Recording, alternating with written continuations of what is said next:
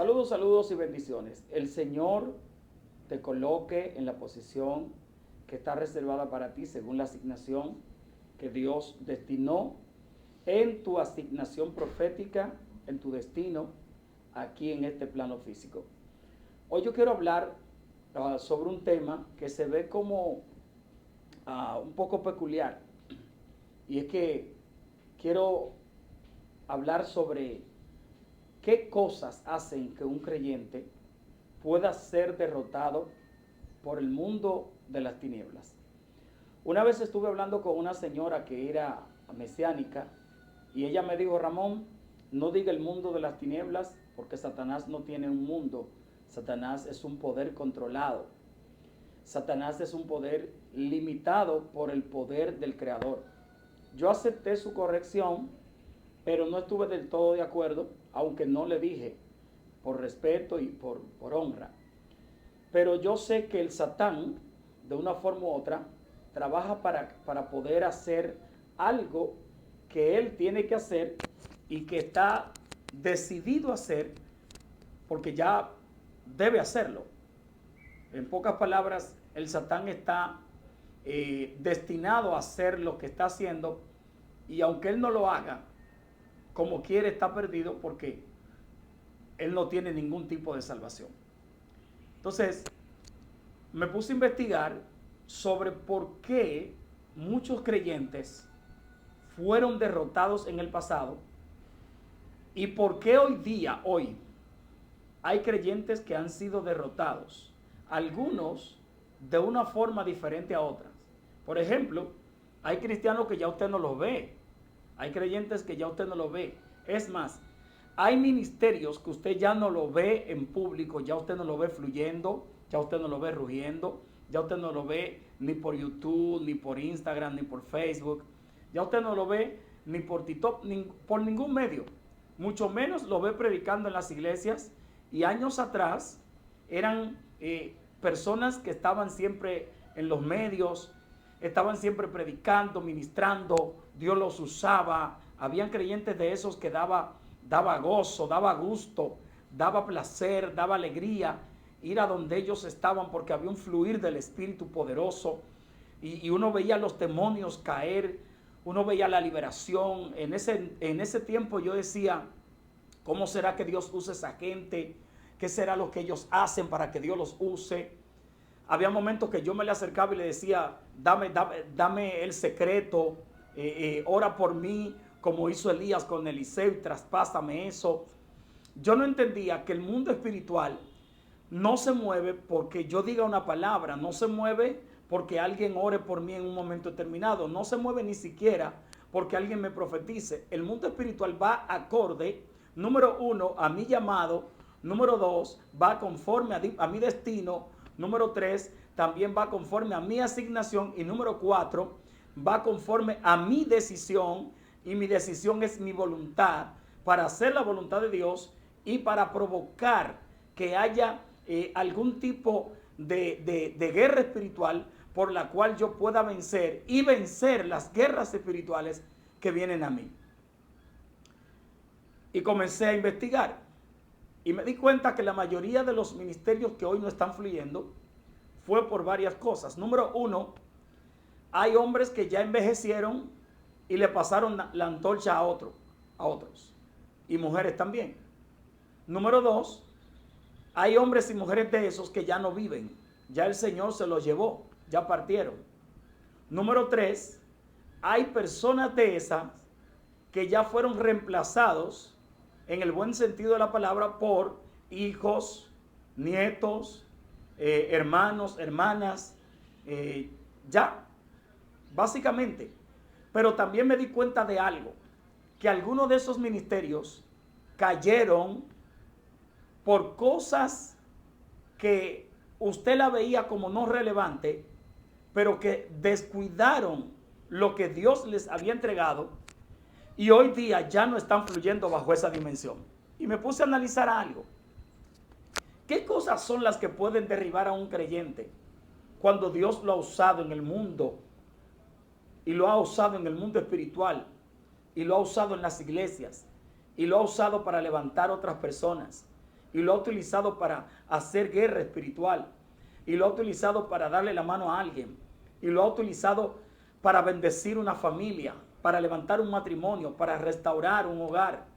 ¿Qué pasa entonces con ese tipo de gente que hoy día algunos de ellos ya no están desempeñando esa función porque cometieron algún tipo de falta, de error, algún tipo de pecado, fueron vistos en público, fueron vituperados, dañados, etcétera, etcétera? ¿Qué pasó allí? Número uno, lo primero que tú tienes que entender es que no te puedes descuidar de tu relación con Dios. La relación con Dios tiene que ver con una vida que conlleva la integridad y la comunicación con el Padre. Hay gente que dejó de orar y eso es un error garrafal. Porque hay personas que dicen, bueno, yo obtuve ayer una gran victoria y ya mañana no tengo que orar demasiado porque como estuve 3 días en oración y terminé ayer y estuve orando y estuve ayunando, ya el día de mañana lo puedo pasar sin orar porque ya yo vencí durante esos días. No, negativo. Usted no puede descuidar su momento de oración porque así como usted alimenta el cuerpo físico, usted tiene que alimentar el cuerpo espiritual y el cuerpo espiritual se alimenta con oración y relación. La relación es la comunicación. La oración es la forma de comunicación para mantener la relación con el Padre. Yo recuerdo en un tiempo que no estaba predicando. Y de momento yo le digo, Señor, no estoy predicando. ¿Qué está pasando? No estoy en pecado. No estoy haciendo cosas indebidas para que se me cierren las puertas. Y de tanto orar, oí la voz de Dios que me habló y me dijo, Ramón, aquí lo que importa no es cuánto predicas, sino cuánta relación tienes conmigo. ¿Qué tanta relación tienes conmigo? ¿Qué tan relacionado estás conmigo? ¿Cómo estás tu comunión conmigo? ¿Cómo está tu comunicación? ¿Cuántas veces estás orando? ¿Qué días saca en la semana o días para ayunar? ¿Qué días saca? ¿Cuántas horas saca para orar? ¿Cuántos momentos tú sacas para mí? ¿Cómo te conectas donde vas? Si te mantienes conectado o cuando llegas a un lugar porque no pudiste estar de rodillas, no estás conectado. O sea, me enseñó que orar no es tan solo de rodillas. Me enseñó que conectarme no es cuando yo voy al culto o voy al templo. Me enseñó que conectarme no es cuando estoy en una campaña o cuando me toca predicar en la noche o en el día o en la mañana. Me enseñó que conectarme con Él es mantener esa interlocución, esa comunión, eso de ahondar en el espíritu, de orar, de buscar su rostro. Me enseñó que eso se llama conexión en la oración. Número 2 o número 3. Mucha gente dejó de leer la palabra de Dios. Descuidó la palabra. Usted no puede descuidar la palabra. Jesús dijo en Juan 6, 63, las palabras que yo les he hablado son espíritu y son vida. Pero a los escribas y fariseos les dijo, ustedes escudriñan las escrituras porque saben bien que en ella está la vida eterna y son las que dan testimonio de mí. O sea, cuando descuida la Biblia, cuando descuida la palabra de Dios, esa parte va haciendo efecto en tu vida, porque cuando llega un diablo, cuando llega un demonio, cuando llega una tentación, cuando llega un espíritu de suicidio o de homicidio, cuando llega algo que te quiere dañar, tú no tienes la capacidad, la fuerza, el conocimiento, la habilidad por la palabra de poder contrarrestar. Recuerda que Jesús contrarrestó todo por la palabra. Cuando el Satán llegaba a él, Yeshua le decía, ok, tú me dices que escrito está, pero también yo te digo que escrito está. Y cuando le mencionaba la palabra, el Satán al final tuvo que irse. Es un error dejar de leer la palabra. Hay gente que la tiene oculta en su casa, tomando polvo, cogiendo polvo, y ni siquiera la abren para escudriñarla. No es tan solo leerla, es escudriñarla. Y más que escudriñarla, ponerla en práctica. Número 4. Una vida de comunión es una vida de consagración. Y una vida de consagración me está diciendo que yo vivo una vida de pureza, porque todos son sinónimos. Cuando yo vivo esa vida de pureza, es porque no estoy en pecado. Una de las cosas que cierra y que hace que un creyente sea derrotado es una vida de pecados. Hay gente practicantes de pecados y ellos quieren ver prosperidad, ellos quieren ver la mano de Dios obrar, ellos quieren ver a Dios cumpliendo las promesas que les hizo, ellos quieren ver a Dios obrar en sus vidas, pero no cierran las puertas que tienen abiertas, y esas puertas han proporcionado que pecado se mantenga dentro. Pecado es un espíritu, pecado es un demonio, además de ser una actitud, una conducta, una actuación. Eso es lo que hace que tú no puedas avanzar y ser derrotado con facilidad. Y cuando yo te hablo de pecado, no te hablo de lo que se hace comúnmente, porque todos, de una forma u otra, pecamos. Ahora, hay gente que son practicantes de pecados. Por favor. Hay gente que son practicantes de pecados y hay otros que pecamos simplemente por nuestra humanidad caída. Pero no somos practicantes. Esa es la diferencia. Y yo quiero decirte que hay una cuarta o quinta cosa que es importante que uno también reconozca. El descuido. No hay un arma más fuerte y más poderosa que la tiniebla tenga que sea el descuido. Señores, el descuido tiene que ver con un espíritu que tiene su nombre, pero el descuido anda con un demonio que se llama el demonio paralizador. Ramón, explícanos qué es el espíritu paralizador o el demonio. Ese no es el que te provoca tan solo parálisis del sueño. Ese espíritu es el que te provoca que tú no sientas hacer nada cuando tienes y deberías hacer algo. Por ejemplo, hay gente que se le fue el deseo de orar. Hay gente que se le fue el deseo de ayunar. Hay gente que eran buenos ayunadores, buenos oradores. Eran gente buenos practicantes de esto. Gente que leían la Biblia constantemente. Se le fue esto. Gente que hacían guerra en su casa. Eso se fue. Gente que hacían guerra en el sector. Eso se fue. Gente que hacían guerra en el barrio. Eso se fue. Por ejemplo, hay mujeres que hacían guerra y ese tipo de guerra que hacían despertaba el sabor del mundo espiritual. Las tinieblas comenzaban a sentir el amargo de las hazañas en el mundo espiritual y de las guerras que le lanzaban ciertas mujeres que se mantenían orando, buscando a Dios, conectadas, edificándose, haciendo guerra en las madrugadas, en las noches, ministerio de mujeres, que mayormente son las mujeres más que los hombres, a las 3 de la mañana, a las 2 de la mañana, a la 1 de la madrugada, a las 12 iniciando el nuevo día. Había mujeres que empezaban esos momentos de guerra, pero el diablo, que sabe que eso no trae una bendición a ellos ni una victoria, se opone. Número uno, las oposiciones que él envía son con espíritus paralizadores.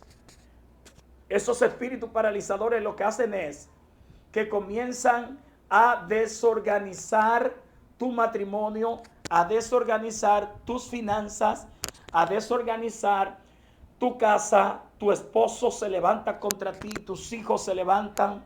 Hay una guerra que tú dices de dónde se ha desatado. Se levantan chismes.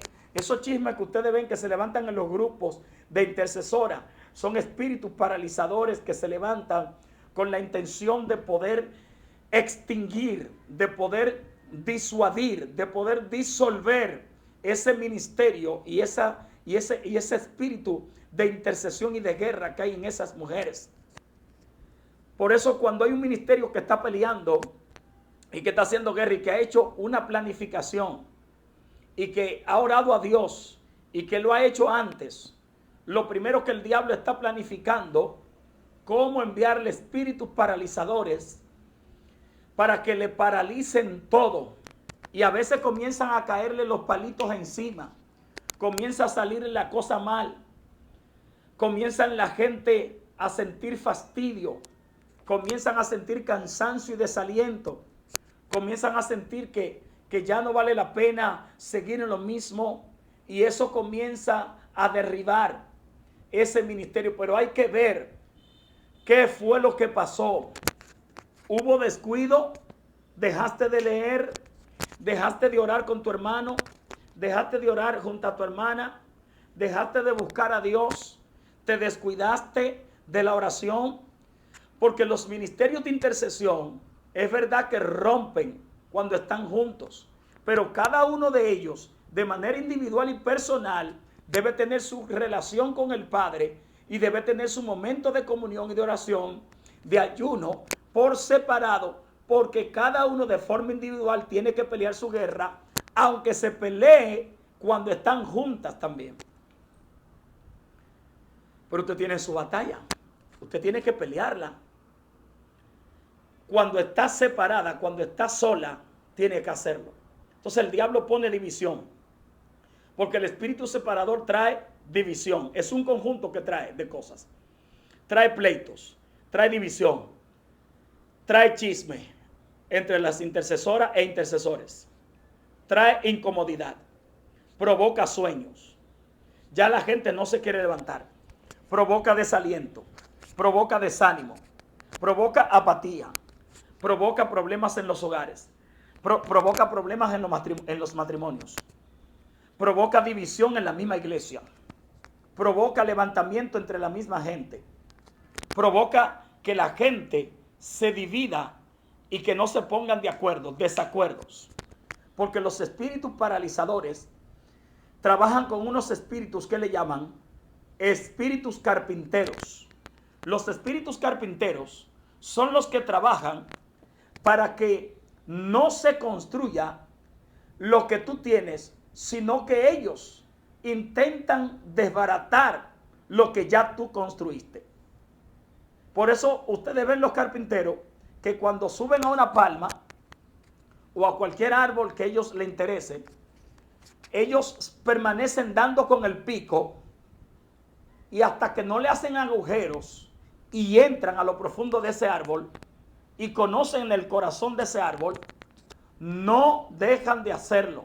No importa lo recio, no importa lo fuerte, lo duro que es el árbol. Si el carpintero le cayó encima, es hasta llegarle al corazón. El problema de mucha gente que no ha entendido que los paralizadores están combinados con los espíritus carpinteros para entrar hasta el corazón de la gente. Y cuando ellos comienzan a picar tu corazón con chisme, comienzan a picar tu corazón con energía negativa, comienzan a picar tu corazón con malicia, con desánimo, con desaliento. Cuando ellos comienzan a picar tu corazón en el matrimonio, con enojos fuertes, con raíces de amargura, con división entre los hermanos, con chisme entre la misma gente, entre los mismos intercesores e intercesoras, ellos meten todas esas cosas y meten descuido para que la gente no pueda seguir adelante. Por eso las mujeres, los hombres que trabajan en las áreas territoriales, tienen primero que saber con quién están peleando. Porque hay gente que trabaja en áreas territoriales y tienen que darse cuenta que en las áreas territoriales hay espíritus que están encargados de esos territorios. Así como Rafael, que es un espíritu, un ángel de sanidad, hecho de fuego, y que es el jefe del sol, así también tiene un contrario que le hace la guerra al lado del sol. Así como Gabriel es jefe de la luna y representa a la luna, encargado de la misma, así también tiene un espíritu de oscuridad que trata de impedir que la luna no brille con lo que el sol le envía. Entienda que cuando llegan los espíritus paralizadores, que son los que están también en los lugares territoriales, con ellos llegan los espíritus de carpintería o los carpinteros, los demonios carpinteros. Ay, Ramón, pero tú me estás diciendo que esas pobres avecillas ¿Tienen demonios que se identifican con ellas? Claro que sí. Porque la Biblia dice en Isaías, habla del búho. ¿Y qué es el búho? La lechuza. ¿Y qué representa la lechuza? Un espíritu que acecha en la oscuridad. Ramón, pero ¿y entonces por qué nos habla también del cuervo? Porque el cuervo es un espíritu que representa muerte. Pero todos esos animales que tú lees en Isaías representan algo espiritual. Entonces, los espíritus de carpinteros representan esto. Ahondan, pican, trabajan para llegarle al corazón a la gente. Y cuando le llegan al corazón, entonces de ahí la gente empieza a soltar lo que es de Dios. Tienes que examinar cuáles son los espíritus que te están atacando. Espíritus territoriales tienen que ver con gobernadores y huestes. Y ellos a su vez dirigen los espíritus de carpinteros y dirigen los espíritus paralizadores. Y los espíritus paralizadores están haciendo estragos en muchos ministerios, en muchas iglesias, en mucha gente. Y usted tiene que averiguar qué le está pasando. Porque si usted no sabe lo que está pasando, tampoco puede contra lo que está pasando. Usted tiene que saber qué espíritu le está atacando. Por ejemplo, ustedes que están atacando en países como Estados Unidos, en estados que están haciendo guerra a los demonios, tengan cuidado. En Estados Unidos hay demonios de toda clase, pero ustedes tienen al Espíritu de Dios. Ustedes tienen la unción del Santo, ustedes tienen el poder de Dios, ustedes tienen la gloria de Dios. En todos los lugares hay demonios, pero cuando un ministerio se levanta para hacer guerra, hay espíritu que se levanta para hacerle la guerra. Examínate si alguna de estas cosas que yo mencioné están caminando en ti o están ocurriendo en ti. ¿Qué estás sintiendo? ¿Desánimo? ¿Qué estás sintiendo? ¿Desaliento? ¿Qué estás sintiendo? ¿Qué es lo que sientes? ¿Ya no te levantas igual? ¿Ya no ministras igual? ¿Estás en pecado? Si estás en pecado, humíllate. Que la Biblia dice que el que confiesa, se humilla y se aparta, alcanza misericordia. Si es que tiene puertas abiertas y la tiniebla te está acusando, ciérralas. Si es problema de tus ojos, de tu boca, de tus oídos, de tu mente, de tu nariz espiritual, pues cierra todas esas cosas. Si es un problema de decisión, decídete. Si es un problema de voluntad, rompe contra lo que te está impidiendo hacer eso. Porque los espíritus paralizadores también paralizan la voluntad. O por lo menos esa es una parte que ellos quieren paralizar. Y en combinación con los espíritus carpinteros, cuando llegan al corazón, ellos dominan. Recuerda que hay espíritus en los aires y hay espíritus que están en la tierra. Hay que hacer guerra y esa guerra hay que hacerla bien.